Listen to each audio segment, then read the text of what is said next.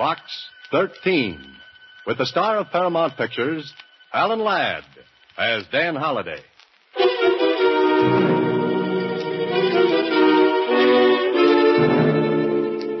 Box 13. Box 13. Box 13.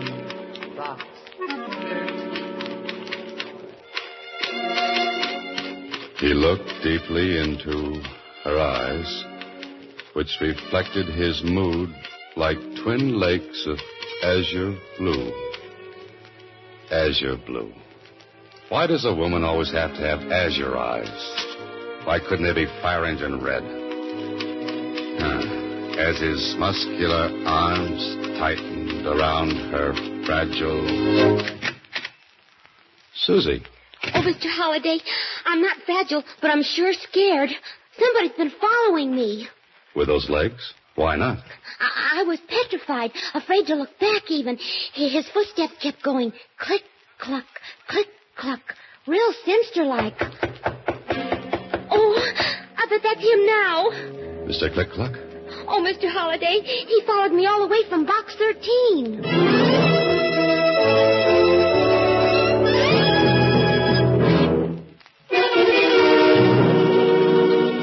And now, Box 13, starring Alan Ladd as Dan Holliday.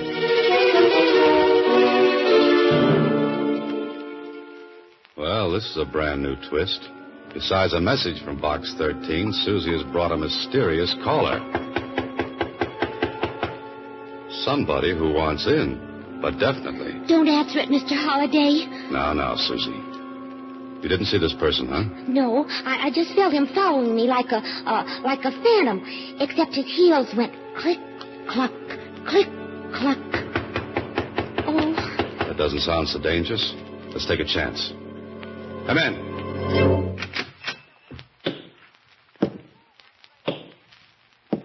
Oh. Silly me. I ought to be ashamed for being such a fraidy cat. Look who it is. Well, Susie, who is it? I don't know. Who are you, mister? My name is George Flitt. I'm a detective. And you're Dan Holliday, the writer. It's on the door. A detective, huh?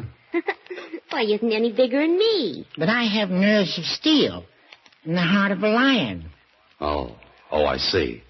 And what brings you here, Mr. Flitt? Well... Boo! Nerves of steel. Heart of a lion. That was no fair, girlie. You took me by surprise. Susie. Now, Mr. Flitt. Why don't you open the envelope I put in Box 13? Here it is, Mr. Holliday. Oh, thanks. Open it. I'm all gooselumps. Okay. Well, what do you know? Why, there's nothing written on the paper. How about that, Flitt? See how clever I am? I put that envelope in Box 13 as bait. As bait? Yes, I knew it would lead me to the person who put the ad in the Star-Times. Adventure wanted. Will go any place and do anything. Very clever, Mr. Flitt. Oh, what made your footsteps go click, cluck, click, cluck? Oh, that. I lost the metal cleat off of one of my heels. Oh. Well, now that you've discovered me, Mr. Flitt, what? Mr. Holliday, I'd say you're just the man for the job. Job? Something exciting, you hope, huh, Mr. Holliday? I'd handle it myself, only I'm so tiny. Besides, I've done mostly divorce work. Just the right height for keyholes. But about the job? Well, I'm coming to that. Mr. Gilbert Bolton sent me $50 just to attend the party tonight. $50? I should have been a detective. Oh, you can be. I'll split with you if you'll go to the affair in my place as me. You got the money. What's the catch? Oh, there's really no catch. Only thing Mr. Bolton said was there might be a little, bloodshed.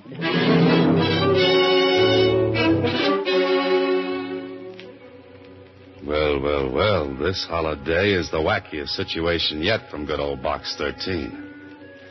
Yes, Holiday, you must be hard up for story ideas. Hard up for brains, too. Otherwise, why are you riding with George Flitt, detective, in his hot rod jalopy? Destination, bloodshed. And you've never met this Bolton who's having the party? No, but he phoned and explained that the party's going to be at his nephew's place, Kenneth Bolton. Kenneth, huh? What about the bloodshed? Well, as I understand it, Kenneth's father, that is, Gilbert Bolton's brother, committed suicide not so long ago. Oh. Gilbert said the boy is suffering from neurasthenia, I think he said. Psychoneurotic, huh? Yes, on account of the way his father died. Gilbert's afraid the boy may take his own life tonight. Why tonight especially? Well, it seems that Kenneth drinks a lot at these parties and gets depressed. And my job is... to see that he doesn't commit suicide tonight. I've looked forward to more pleasant evenings. I think that's the place up ahead with all the lights on. Yeah, that's the address you mentioned. We must be about 15 miles from town. 14 7/10 by my speedometer. Well, Flint, I may as well take off. What are you going to do? Oh, I'll sit here in my car and listen to the radio, sort of keep my eye on things from the outside. Good idea. See you later, then.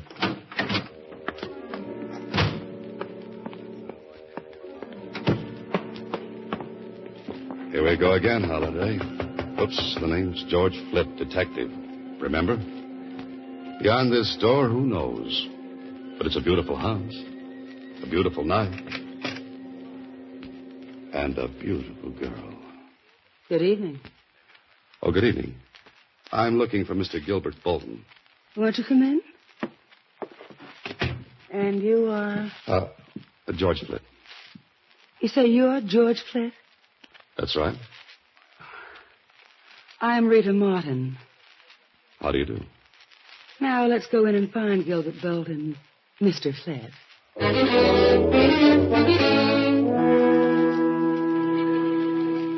Oh, Holiday, here's a jungle cat. A vampire right of Terry and the Pirates. That jet-black hair, those heavy-lidded eyes, that glistening crimson mouth. And something else. Yes, heavy, cloying, sensuous.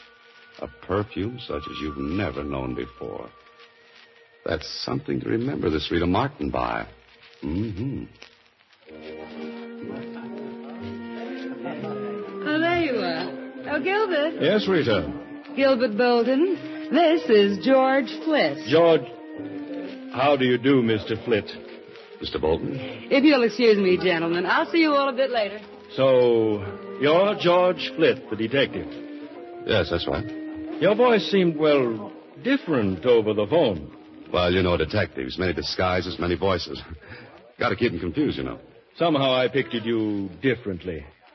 Oh? Well, no matter. You know why you're here. Yes, to keep my eye on your nephew, Kenneth Bolton. More than that, to keep him from chilling himself.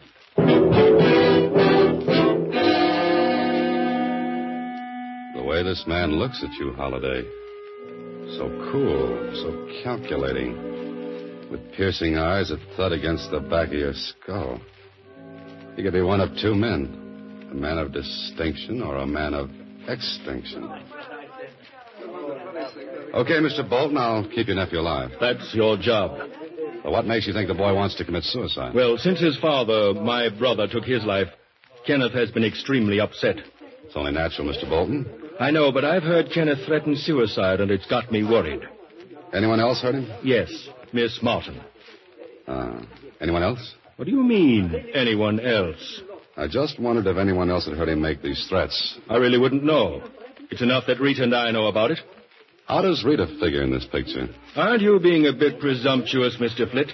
A detective likes to know these things. Miss Martin is an old friend of the family. Oh, there's Kenneth now. I'll bring him over. Just as Gilbert Bolton passed me, there was something familiar about him. What was it? Who was it? Come on, think, Holiday. It may be an important clue. But here they come. The man of extinction and a typical boy from Princeton or Yale or Harvard. George Flint, my nephew, Kenneth Bolton. Glad to meet you. How do you do? Enjoying yourself, Mr. Flint? Very much. How about you? Oh, so. These parties get to be a bore, huh? Kenneth hasn't been quite himself since the tragedy. Must you always bring that up, Uncle? But you know you've been terribly upset, Kenneth. So I've been upset. Why talk about it? Oh, Mr. Flint. Yes? Will you come with me for a moment? Oh, why, sure. It's so close in here that I thought a breath of air. It suits me. In the garden. The garden it is.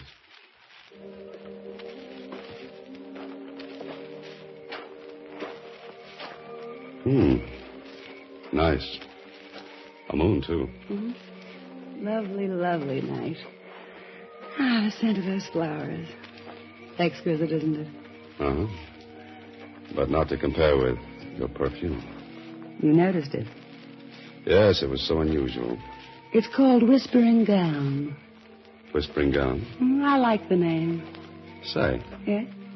I know where they got that name. Oh? From Cyrano de Bergerac. The passage where he describes Roxanne. Across my life, one whispering silken gown. That was lovely. You're quite literary, aren't you, Mr. Flett? Well, yes and no. Just what do you do? Gilbert Bolton didn't tell you. No, but let's sit on this bench and you tell me all about yourself. As you come close to her, you get another whiff of... And suddenly you've got it. That's what bothered you about Gilbert Bolton. Her perfume rubbed off on him. Rita's an old friend of the family. She's young and a close friend of Gilbert Bolton's. She's brought you out here for a reason. Well, aren't you going to sit down? Oh, I sure, but just a minute. I want to buy some cigarettes. I've got plenty of cigarettes. I'll be right back. Something about this whole setup is as phony as a China egg. And as the crooks in your story say, better case the joint before you go inside. There. There's a window. Just pull the bushes back. Let's take a gander. Well, everything looks on the up and up. Kenneth with a drink on the table beside him, and there's his uncle coming up. He set another full drink right beside Kenneth. Hey, what else is he doing? You'd better get in there, Holiday, and fast.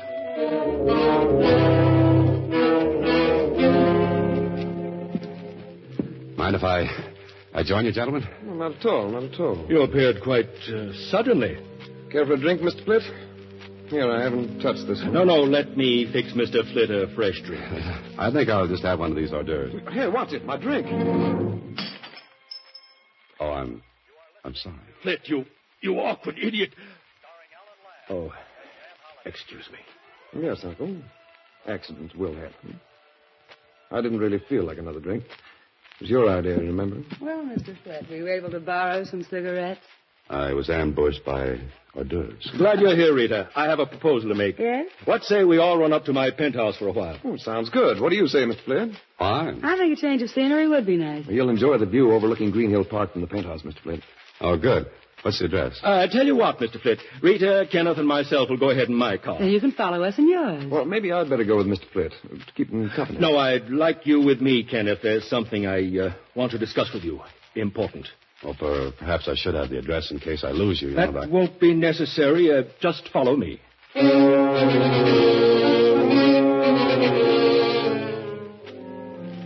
Of course, Holiday, you could be wrong, but it looks like Gilbert Bolton isn't too anxious to have you find his penthouse. But you're a suspicious lad, Holiday. You've created so many diabolical characters for so many fiendish plots. Maybe you've become a little touched. Time's a wasting, Holiday. Get to a phone. There it is, end of the hallway. Now, if Mac's on duty in the morgue of the Star-Times, we'll ask a few questions. Star-Times reference room. Hello, Mac. This is Dan Holiday. Ah, Danny, what can I do you for? Say, you got anything on the Bolton suicide? Just filed those clips away yesterday. And even if this is a clips joint, I won't charge you a penny. Clips joint. You get it, Dan? Yeah, I get it. What about Bolton? Poisoned himself. Left all his dough to his son, named Kenneth. Anything else? Well, there was something about Bolton's brother, Gilbert. He sort of taken over and helping the boy. It was pretty broke up. Hey, Dan. Did you hang up? No, but someone did. Someone was listening on another extension.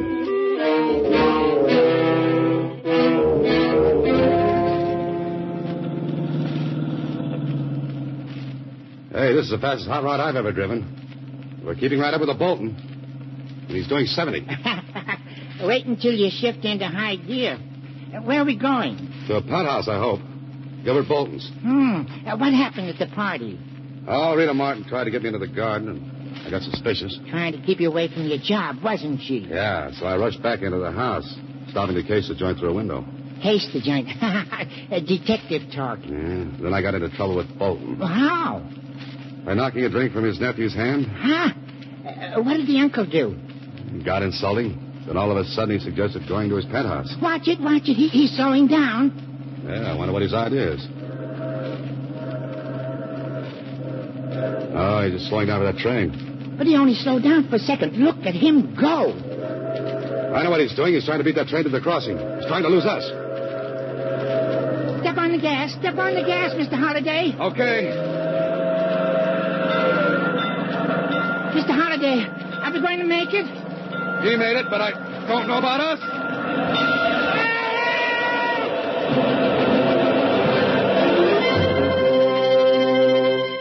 You are listening to Box 13, starring Alan Ladd as Dan Holliday.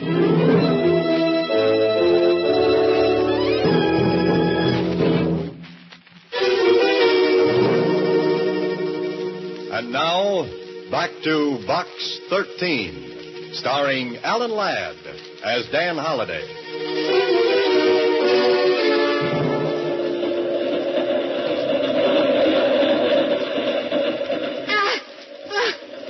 Next time I want such a close shave, I'll see my barber. Yeah, me too. Gosh, Mr. Holliday, I thought I could handle this hot rod, but the way you whipped her off the road just short of those tracks, Not a scratch on her. Lucky us. That train must be a mile long. By the time it passes, Bolton can be in Alaska. What's the address of this penthouse? You're asking me. All I know is it overlooks Green Hill Park. Our next stop.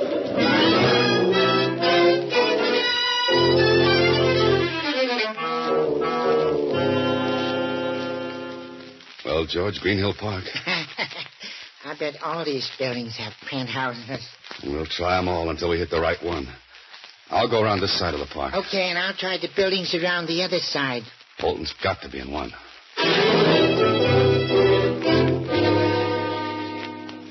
Do you have a Mr. Bolton in your penthouse? No one here by that name. A Bolton in the penthouse? No, but we have a Botsford in the basement. Why, yes, Mr. Gilbert Bolton came in a short time ago. Hello? No, with a lady and gentleman. Want to go up? Please.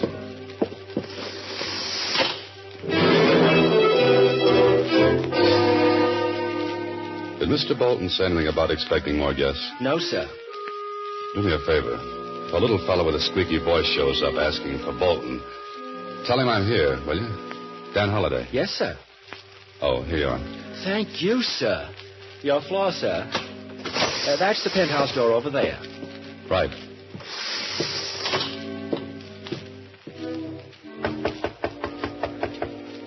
I've got a sneaking hunch I won't be welcome. Flip, how did you get up here? You didn't expect me? Yes, of course, but you've earned your money. You can go home now. I'm sorry, Miss Maud, but Mr. Bolton hired me. It's up to him to fire me. But he's not here. He and Kenneth both went out. May I come in and wait? No. Goodbye. Now what? Now what does the intrepid hero of my stories do? He looks for another door. Like that one. He tries it. It's open. Leads into a hallway. And there's yet another door. The service entrance to Bolton's penthouse. And 10 to 1, it's locked, bolted, and barred. Maybe even nailed shut. Here's some gambler, Holliday. Offer 10 to 1 and lose. The door's open. Well, here we go again. Shh. Quiet, Holliday. Ah, there's a door leading to the terrace and voices. Really an excellent view. Now get your ear up, Holliday. But don't let them see you. Don't you think it's a little chilly out here, Uncle? Let's go inside. Chilly, Kenneth? I'm really very comfortable. Here's the view I was telling you about, Kenneth. Better lean over the rail a bit to see around that turret. Oh, don't push against me, Uncle. That's a 10-story drop. Now, look over there, Kenneth. Uncle Gil! Kenneth, let's get away from that rail. Oh, Flint, you don't have to throw me back. Better than having your uncle throw you forward. What's the meaning of this outrage, How did you get in here anyway? I'm going to call the police. Fine, and save me the trouble. Look, Kenneth, I was hired to keep you from committing suicide. Suicide? Who, me? Yeah, but instead I'm keeping you from being murdered. Feel in your coat pocket. Ignore him, Kenneth. He doesn't know what he's talking about. A bottle. It's marked poison. Yeah, I saw your uncle plant it in your pocket through the garden window. He wanted to make it look like you poisoned that drink I knocked from your hand. Stop right there, Holliday. This isn't a cap pistol. You too, Kenneth. Don't move. Oh, you must be crazy, Uncle Gil. And you knew I was Dan Holliday all along, huh? Of course. I've seen your picture in the book review pages. And I caught you a telephone conversation with the Star-Times. On the extension. You get around. I can't believe this. You, my uncle. What's the play now, Bolton? Well, first I walk over to Kenneth and knock him out with this gun. Nope. Don't move, Holliday. I've still got you covered. Oh? And now that you've knocked out your nephew, what's your next move? Mr. Holliday, before I heave him over the rail to make it look like suicide, I'm going to shoot you. Oh, fine. Then I'll wipe my fingerprints off this gun and press my nephew's hand around the butt. His fingerprints on the gun will prove he shot me, huh? Well, what about a motive? Very simple. You tried to stop him from jumping off the terrace. And you're supposed to invent plots, Mr. Holliday. But they'll trace the gun to you, Bolton. Oh, no. It's Kenneth's gun. I took it from his room. And you wanted a detective on hand to throw off suspicion. Yes, Mr. Holliday. Who'd suspect Gilbert of murder when he'd hired a detective to protect Kenneth? But why? Why do you want to kill your nephew? Let's say I borrowed quite a large sum I can't make good. Oh, embezzlement, huh?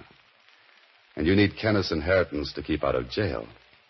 Wouldn't he lend you the money? Not the amount we need. We?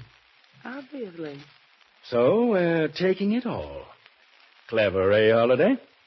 You're killing me. You're so right. Get rid of whoever it is, Rita.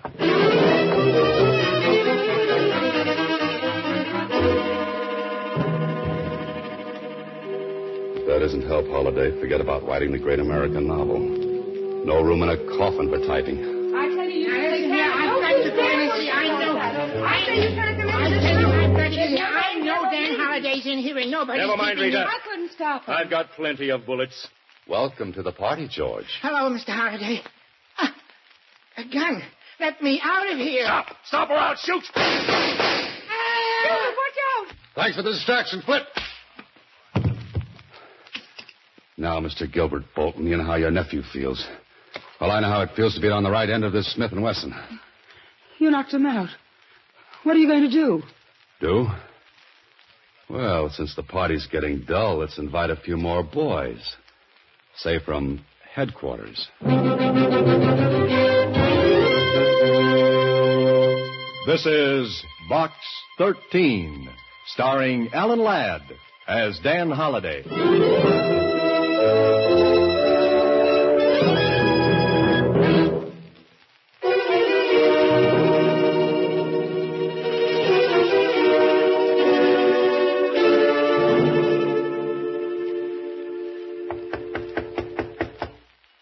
Come in. Hello, Mr. Holliday. Hello, Susie. Ah, Mr. George Flint, detective. How's the arm, Mr. Flint? Oh, it's healing up fine. One of the bullets just grazed me. You know, I bled quite a lot. Say, wasn't that awful, them trying to kill that boy? And he really wasn't psycho whatchamacallit at all. Bolton cooked that up to support the suicide story. Oh. What's going to happen to them, Mr. Holliday? Well, they've got Bolton for embezzlement and attempted murder. They're holding Rita as his accomplice. And she was such a beautiful girl and so sweet, too. Yes, George. You can say that again. How's the rod hot these days, Mr. Flint? Hot rod, Susie. Hot rod. Rod hot. Red hot. Oh, how is it anyway? Red hot. Oh, it's fine. And Mr. Halliday, even if I did run away from that gun, I really do have the heart of a lion. But of course, George. Only thing is, it's a scaredy cat lion.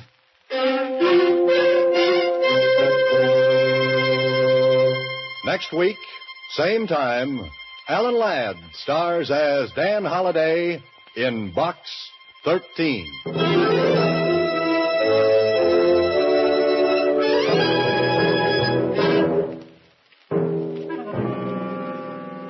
Alan Ladd appears through the courtesy of Paramount Pictures and may currently be seen in Wild Harvest. Box 13 is directed by Ted Hediger. Original music is composed and conducted by Rudy Schrager, with an original story by Larry Kraft. The part of Susie is played by Sylvia Picker. This is a Mayfair production.